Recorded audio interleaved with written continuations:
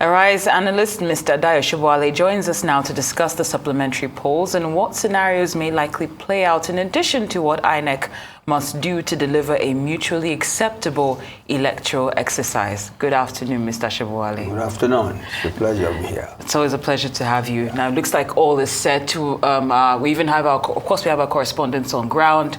Earlier on, we spoke with Benga Shiru, who is in Kebbi, and he spoke with Mr. Festus Okoye. When he brought up issues about, overvoting, violence, and making sure that the results were not declared under duress, Festus Okoye gave his assurance that all was set and all is ready for tomorrow. That's in Kebbi. So I'm just wondering how confident you might be seeing INEC's track record. Well, INEC's credibility is not that much to write home about. And there is no need for speculation. INEC has a case in court already in which it is defending itself, and it has said that the elections that conducted so far have been credible, transparent, and not corrupt. And he has declared that the present president-elect is the president-elect. So given that scenario, you don't expect those who have gone to court to contest that to look with any favor or give any credibility. But then since the case is in court, the ball is in the court of the courts.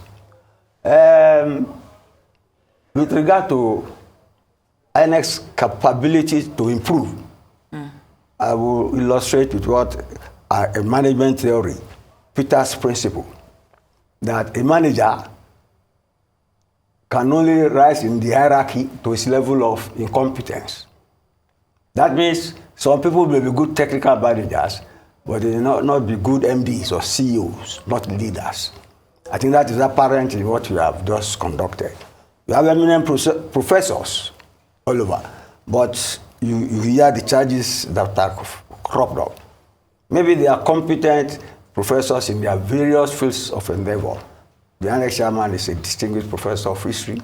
He did attend here before he became, but election, not engineering, election conduction is a different ballgame. That is what we have on the ground. But then, there are preparations going on to make sure we improve on the part of INEC, and especially with regard to deterring people from carrying out electoral offenses. The police IG has moved very swiftly. He said they had about 740 cases, some of them real offenses, but he has passed the file to INEC to start prosecution.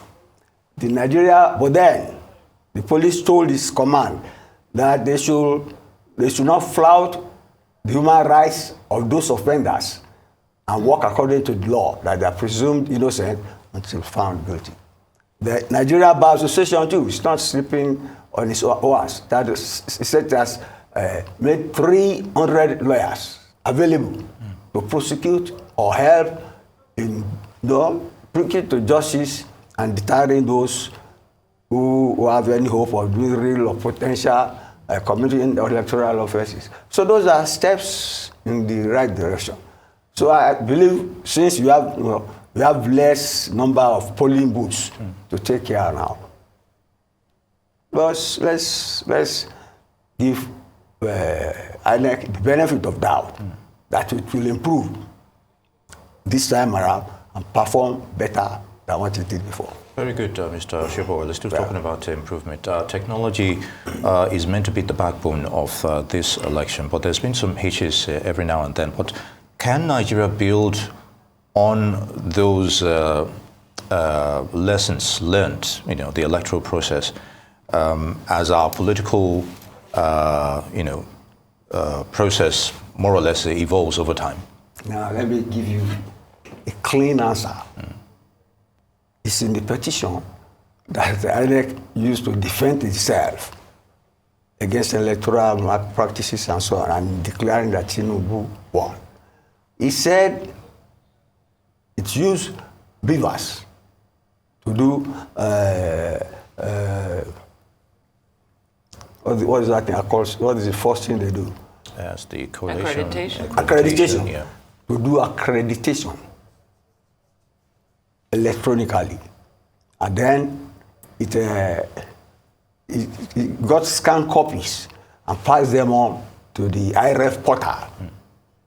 But then noted, mark my words, that it doesn't, the electoral, that it has, INEC has conducted the election substantially in accordance with the Electoral Act.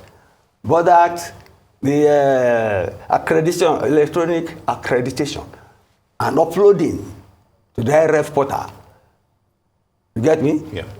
That the uploading does not stop INEC announcing a result anytime it wanted to.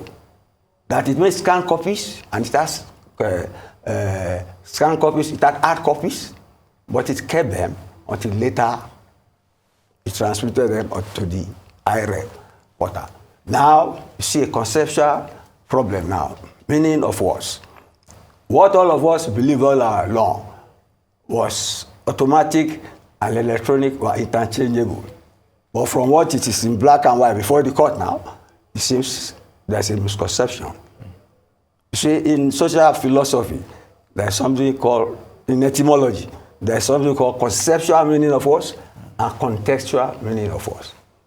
I'm sure the court now will be output to distinguish what is automatic and what is electronic. My only man's view now is that what is electronic may not necessarily be automatic. You do it electronically at your time, which is what they said. Whereas that was not our understanding. Everybody thought it was immediacy. So we have to improve on that. Okay. How they improve on that is their own problem. Because the Electoral Act is in the public domain. And I'm sure most people equated automatic with electronic. So I don't envy the courts. But how we improve, I really cannot say. You have to marry the two. The global view is what is automatic is spontaneous and electronic. But they have distinguished it. That the fact that they did accreditation electronically, you get me, and sent copies somewhere, and they did not transmit immediately until, said they had copies until maybe they were satisfied, everything synchronized, then they transmitted electronically. Well, that's in the court. It's not my own manufacture. Well, thank you, Mr. Sobowale. Of course, a lot of things that INEC has said has been relatively contradictory and subject to interpretation. But now when it comes down to those who are supposed to cast their votes tomorrow, who might be far from impressed with what they've seen play out so far, how do we inspire, how can INEC even inspire any confidence in the electorates that the third time will not be, let me tell you, we have a very buoyant set of electorate and politicians. See, okay, in Nadama, Aishatu Binani. Yes.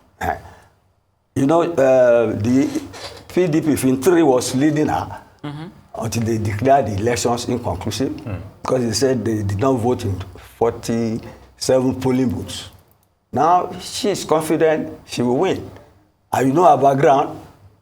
There was a case, she has printed some electoral papers. And people have taken Okoye to task. But they said that it was based on competence and that they did not see her name there on the board or something. So, every year that APC lost, they are hoping they will win. Either party has said they are the party to beat. So the competition, political competition, I'm proud of them that we are in a democracy of that kind. Maybe that's why I'm not a politician.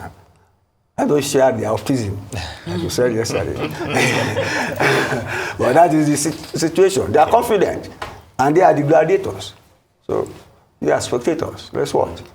And in retrospect, respect for voters' choice took a hit in this election. Some political parties and some individuals also found it hard to accept that some of the electorate didn't actually vote for their preferred candidate despite some anomalies in the system. But how would you react to that, especially going into all these litigations, as it were? Well, this is a litigious country. And then in a country where even the president showed his card, and the attorney general has said that the law is quite clear. It doesn't mean you can't show your card. What you cannot do is to tell a third party who to vote for. Our rules are elastic, very elastic and subject to interpretation. But then the courts are always there as the final arbiter. And like I said, we're a nation of political litigants. At the drop of a hat, people are in the court. Thanks, Mr. Sobowale. Now, tomorrow, in all the locations where the supplementary elections are going to take place, is there any particular location or specific locations where you are slightly concerned? I'm concerned about Adamawa. You saw the scenario, because the PDP, the Kubego was leading. You know the history of when they declare elections inconclusive here now. It brings about deep suspicion.